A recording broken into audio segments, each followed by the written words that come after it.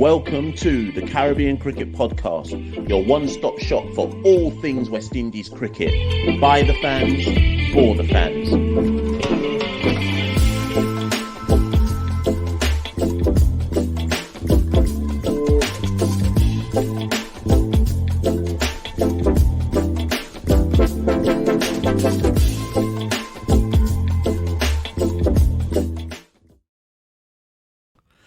Yes. Welcome back to another short edition of the Caribbean Cricket Podcast. I'm one half of the Caribbean Cricket Podcast, Machel St. Patrick Hewitt, and I am here to briefly, literally very, very briefly, reflect on the 9-wicket win against the United States last night. And I mean, as in keeping with our kind of content that we've done throughout the World Cup, we've dropped so much. I don't think CCP have ever been this productive in our whole lives running this platform. But we've dropped so much content during the course of the World Cup, and we've tried to keep the quality of the content up. And after every game, we've tried to reflect on it. For some of the games, if not all of them, but for some of the games, we've done who should play and so on and so forth. So it only made sense that after the United States game, that we just had a brief kind of look at the game. What have we learned? What do we need to know going forward? So on and so forth. First things first, though, like, share, subscribe. Follow us on X, Instagram, Facebook. Become a patron for as little as $1, whatever of your currency per month. Just head to www.patreon.com/Carib Cricket to support the movement. But most importantly of all, just subscribe. We're on the road to 10K. We're nearly there. I think it's 9.2K that we're on at the moment. We've grown massively during the course of the World Cup, of course. So help us on the road to 10K, etc., etc. Discord, TikTok, everything. So anyways, let's get into it. 9-wicket win with 55 balls to spare.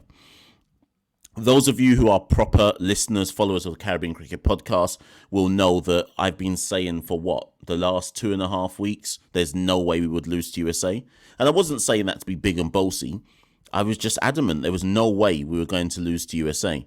I've seen West Indies embarrass me many times in the past, but I just did not believe that USA were on any comparable level to the West Indies in this format of cricket. There's other associate members that I would be slightly shook of, someone like a Scotland, but USA, impossible, never. And I think what everybody lost sight of, because USA had beaten Pakistan and they'd put in some creditable performances against India, South Africa, etc., everyone for me lost sight of the fact that they're not in the USA anymore. I looked at the fact that they were going to be playing this game against West Indies in Barbados. I was like, there's just no way. The pitch is probably going to be a bit truer. Yes, USA like to hit sixes, but they're an associate side for a reason. I didn't think they'd be able to cope with Moti and Hussain. I'd completely forgotten that Chase might be a factor as well. But I just thought there's no way these guys are going to cope with Moti and Hussain. It's going to be long for them.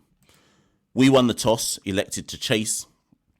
USA batted first. And to be honest, I think once Andres House got out, just after the power play, it was 60 for 3 at that point. Their innings was done. The USA simply do not have the batting depth to recover from being, or I didn't feel they had the batting depth to recover from 60 for 3. Not in our conditions anyway. Akil Hussain, 3 overs, none for 13. Gudakesh Moti, 3 overs, 1 for 14. Roston Chase, 4 overs, 3 for 19. So again, our spinners are our strongest weapon. And when we play South Africa in the decider on Sunday night, again, I suspect that our spinners will be our strongest weapon. Not necessarily always in the context of taking wickets, but certainly in the context of controlling the ebb and the flow of the game. And because our spinners were so tight, a lot of the dismissals, I mean, Russell took 3 for 31. We'll get to the paces in a minute. But a lot of the dismissals for the USA batters were down to rash shots.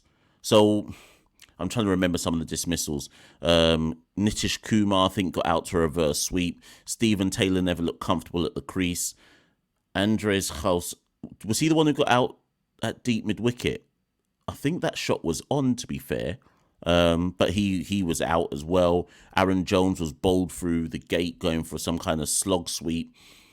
Corey Anderson looks like he shouldn't even be playing cricket anymore. Harmeet Singh just chipped one. Did he chip one to gully or point first ball? Like, a lot of the USA dismissals were soft. They were soft. And when you consider the fact that our spinners were bowling tightly anyway, and then the USA batters were not giving it, actually, let's call it, they were giving it away. A lot of their dismissals were just injudicious shots. And that's not to take anything away from the West Indies, but it does speak to the quality of the gap. I did not think their batting was very good. We'll get to their bowling in a minute, but we choked them with the spin, and their shot selection or shot execution, pick whichever one you want, was poor on top of that as well. In terms of our pacers, I mean, Dre took 3 for 31. He had a good day. Obed only bowled 2 overs. So after all the kind of noise that everyone made about Obed McCoy should be in the team, they did it. They told Romario to sit on the bench. They played Obed McCoy and then only bowled him for 2 overs anyways. He didn't even get the death over. And I was looking at little decisions like that thinking, so why was he brought into the team then? What was the purpose? The little things like that didn't make a lot of sense to me. Alzari took 2 for 31 from 4 overs. I didn't think he was on top of his game. And even those 2 wickets that he took, where is it? In fact, he was the one who got Hulse to hole out. And then he took one late on Ken Jeggy. So how would you, I mean, I'll put it to you lot listening. How would you rate our bowling performance? Yes, USA were bowled out for 128. But was it when you bowl out a side for 128, can you be churlish enough to suggest that it wasn't a top tier bowling performance? I thought the spinners bowled well. But let me remind people of something. And this is one of my concerns with the side. I noted it earlier in the competition. At one point, USA were 88 for 6. When Harmeet Singh got out first ball, USA were 88 for 6. They managed to put on 40 more runs, and none of their tail-enders can bat, respectfully. Van Shalwick got his highest T20 score of all time with 18. Ali Khan had never scored a T20 run before, international run in his life, and hit Alzari for a straight 6 off the first ball. He made 14 not out. So inexplicably, to me, I thought USA were there. I just thought that we weren't ruthless enough. And I had this isn't me criticizing the performance. We won by 9 wickets. Like, we smashed the United States. So like, the game wasn't close. The win was so spectacular. We've passed South Africa's run rate. More on that in a bit. But there was, to me, an element of that USA innings where I was like, we should be going for the kill here. And I question one aspect in particular of the innings. At 88 for 6 in the 13th over, we still had, so let me put it this way, Hussain didn't bowl out. Moulty inexplicably didn't bowl out. Chase did. The United States batters had struggled all game with the spin, and somehow 2 of our spinners didn't bowl out. And we inexplicably, for me, at 88 for 6, went back to pace and left the spinners overs in the hutch. It just didn't make a lot of sense to me. And again, we won by 9 wickets, 55 balls remaining. It was a tremendous, phenomenal, magnificent win in terms of net run rate. Can't front on that. But if we're going to nitpick, and I think we should nitpick on this, why didn't the spinners bowl out? I just want to know, why didn't the spinners bowl out? Let me remind you a lot of the economies again. Hussain went at 4.33. Moulty went at 4.66. Chase went at 4.75. And we left 2 overs of spin back in the hutch. For what? For what? I just want to know, was there a pre-arranged plan of this person is bowling that over no matter what? Because I was watching the game unfold thinking, play to the state of the game. even if you've pre-decided that so-and-so is going to get the 15th over or so-and-so is going to get the 14th over, if you can see in the context of the game that spin is choking the United States batters out, well, just go to spin. It felt to me like we were playing to a pre-arranged plan in terms of bowling changes. Could be wrong. I'm just saying that's how it felt to me. And it just spoke to me of, no, let's be more ruthless. Think on your feet here. We don't have to go to a plan. Maybe they weren't. Felt like it to me. Anyways, Shai Hope. Let's talk about Shai Hope. Obviously, in the reply, Shai Hope was in the team because Brandon King, unfortunately for him, due to his side strain, is out of the World Cup. Carl Mayers has replaced Brandon King, but the game came too soon for Carl Mayers to be involved. So Hope came and opened. And Shai Hope, on his home ground in Barbados, Kensington Oval, smashed an outrageous 82 off 39 balls, strike rate of 210. I think that ends the opener question. Hope will now open for the remainder of the tournament. That remainder of the tournament might only be one more game against South Africa. Whatever, he is still going to open for the remainder of the tournament. It brings a sharp question mark back onto Johnson Charles again. His innings just never got going. 15 off 14 before he was the only person to be dismissed. Yeah, I think he holed out to deep mid-wicket as well. I think Milind Kumar took the catch on the boundary rope. So he went for 15 off 14. Obviously, everybody or a lot of people are going to jump straight back on the, why is Johnson Charles in the team? Why is Johnson Charles in the team? Surprisingly, I'm not going to do it. I fully expect Johnson Charles to play on Sunday. I think Sammy and the think tank will just keep him in the team. And I think my reasoning for it is, why drop him now? I mean, yes, I can give you a rationale why they should do it, but I would have argued that there'd already come a time to do it. And if they didn't do it before, why do it now? Final game is in Antigua. If what they should be doing, in my opinion, is, I mean, they're in that, at the time of me recording this, they're already in Antigua. They should be looking at that pitch and looking at it and going, is there good bounce on this wicket? With that good bounce, is there likely to be much movement on this wicket? Will Johnson Charles be able to plant his front leg and play through the line of the ball and get off to a lightning start? Does it look like the type of wicket that will be conducive for Johnson to do that? If it is, he plays. Simple. If it looks like, boy, there could be a bit of purchase on here and just a hint of swing because of conditions and it doesn't look like the bounce looks a bit uneven, then Johnson Charles shouldn't play. That's my argument in terms of if you're picking horses for courses, and then maybe you would draft in Carl Mayers. Is Carl Mayers the answer? I couldn't say. Has Johnson Charles had a good World Cup? That's for you, the listener, to decide. I'm not here to tell you Charles should be dropped or Charles should keep his place. I think he will keep his place. I think they've invested in him, and it would seem silly going into what could be our final game, or effectively what is a quarter-final knockout, to suddenly drop him now. A ruthless head coach and backroom staff wouldn't give any shits, and they would say, you know what, not good enough, you're out. But to me, that argument could have already happened earlier in the tournament. Let's wait and see. Obviously, get in the comments below. I'm fairly certain a lot of you are going to go, oh, he should be out, but give me a clear rationale for it. Give me a clear rationale. Why should Mayers come in for Charles? And the rationale can't be anything like because he can't do any worse than Charles. Like, give me a clear cricketing rationale to explain why Mayers should come in for Charles in what is effectively a win or go home knockout game. And Charles has played the whole tournament. And it's not like Charles has been completely shit.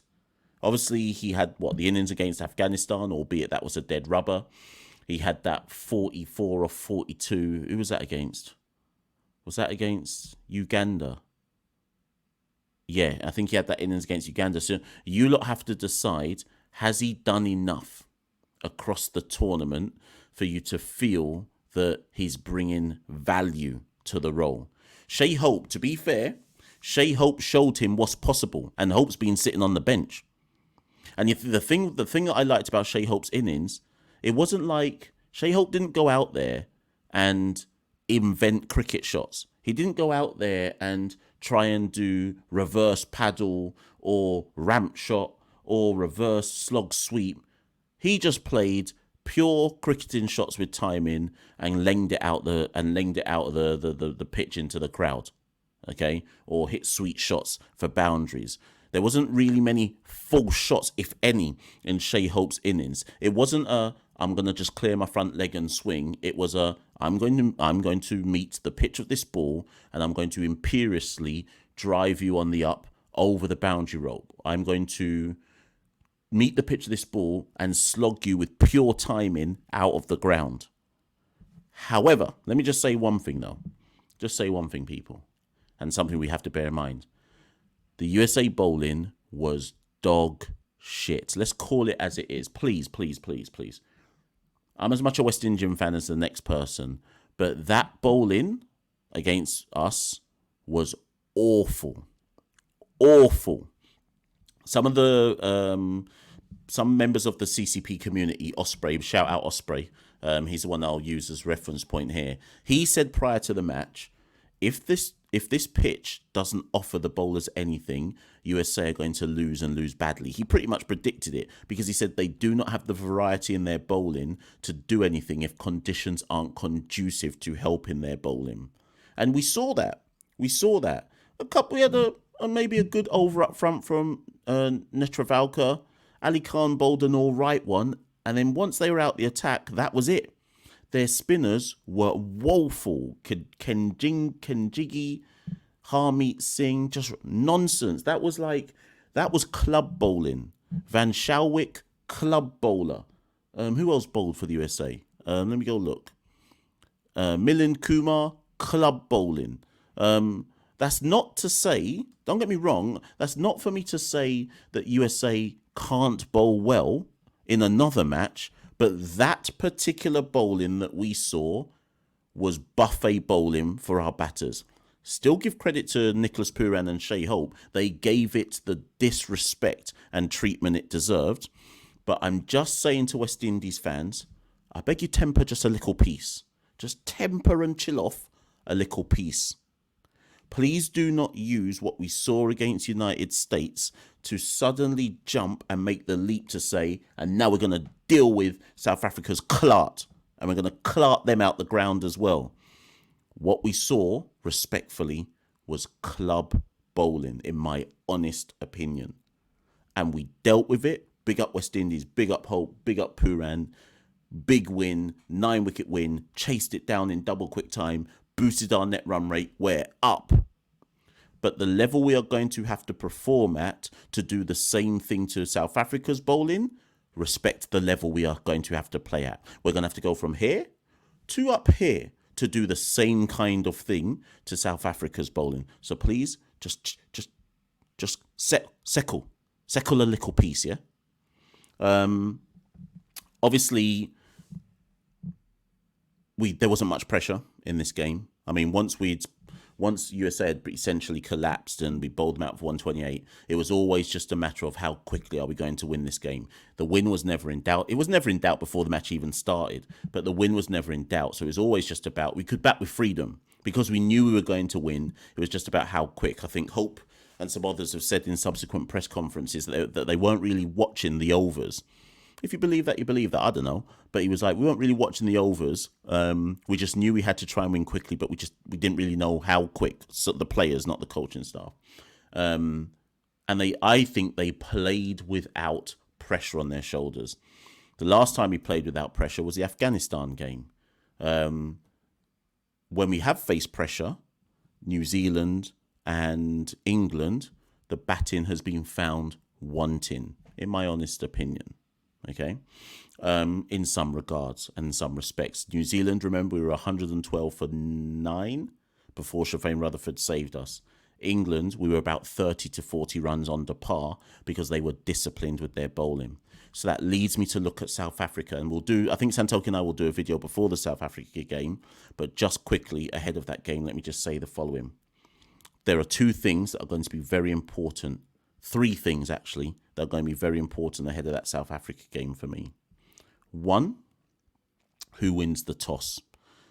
I think South Africa are better than us in the sense of they won't mind chasing or putting up a total, whereas we would prefer to chase only. That doesn't mean we won't win. I'm just saying some stuff. So I think toss will be important. The second thing that I think will be important will be whose bowling attack shows more discipline. I think that's actually more important than which batting turns up and who plays well with the bat and so on and so forth. Whose bowling attack is going to be more disciplined in their approach. If that Antiguan pitch is a true pitch where you can get purchase for your shots, whichever bowling attack is actually able to bowl to its field and not lose its head, I'm talking specifically about the Pacers, not lose its head and just pit and bowl it short, bang it into the pitch over and over again. Whichever bowling attack is disciplined and actually bowls to the plan set out will likely win that match. Could be us, could be South Africa. I know and trust that Akil, Moti, and probably even Roston will bowl to their plan and be disciplined. The Pacers, I don't know, boy. Have to wait and see which bowling attack will be more disciplined. And then finally, selection. The 11 we saw just smash USA, I think we could see some changes. I think there's two questions that the Darren Sammy will have to ask himself. Does he believe in a must-win game that West Indies need an extra batter? I am not saying he should. I'm just giving the permutations. If he believes that they need the safety of an extra batter because of this is a must-win knockout game, he may well go back to Romario Shepherd. I mean, Obed McCoy only bowled 2 overs. He gets his big call back, only bowls 2 overs. So it would not surprise me if I saw Romario Shepherd get back into the team for the knockout game. That raises questions about what happens with the ball, but I'm just saying. Secondly, obviously Johnson Charles. If the joke is, if King hadn't got injured, Hope wouldn't be playing. So then the question people have to ask themselves is, do you think Hope should have been, and don't use the hindsight of the 80-something of 39, do you think Hope should have been opening anyway? Forget the 82. Don't use that. Who was in the court of Hope should have been playing anyway? Do any of you remember some of the World Cup videos I've done in the midst of the competition? Go back. I've kept my receipts. Go find that video where I said, maybe there's an argument to say that Hope and Chase should play in the same team. A couple man said, no, that's too negative. I did suggest it. I did suggest that there's a potential argument to say you put Hope and Chase in the same team because my point when I said that was people are pigeonholing Shai as just, well, he's a nudger and a nerdler. He turns over strike, can play spin. Yeah, but he's also able to hit the ball out the ground. So I was like, well, why are we not considering both of them playing? So I guess the question mark everyone has to ask themselves is, was Hope's knock? Well, Hope's knock is enough. He's in the team. Sorry, that's not the question. The question is, has Johnson done enough to keep his place? And would you, in a knockout game where this could be our final game in the World Cup, suddenly bring someone in who's only in because Brandon King is injured? And suddenly say to them, right, this could be our final game in the World Cup. In you come for your first game of the World Cup. Do you realistically think they'll do that? I don't know, I don't know. Ladies and gentlemen, I've left you a lot of questions there to ponder. This isn't an episode where I tell you the answers. This is just an episode where I say, boy, well, we smashed up USA as expected, and now it's all set. Winner takes all. Us or South Africa, Sunday night, one of us is going to the World Cup semi-finals. But what team should the West Indies pick? And what do you think will be the deciding factors in who wins that game? I'll be Machel St. Patrick Hewitt, one half of the Caribbean Cricket Podcast. Get at me in the comments below. Like, share, subscribe, become a patron, follow the movement. See you soon. We rule the cricket world. Now the rule seems coming. Welcome to the Caribbean Cricket Podcast, your one-stop shop for all things West Indies cricket. By the fans, for the fans.